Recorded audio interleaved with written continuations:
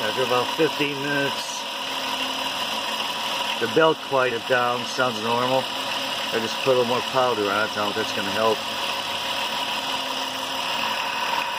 We still got the popcorn sound coming from in here. I mean, I always had that. I think it's in here, not up here. And everything's shaking. I mean, everything did shake. So I'll try starting it later and see what happens. It seems like the belt thing does go away after a few minutes. So it's kind of like in the winter, but the winter was squealing more. Got the squeal now, but it still goes away after a few, seems like. Okay, that's it for now.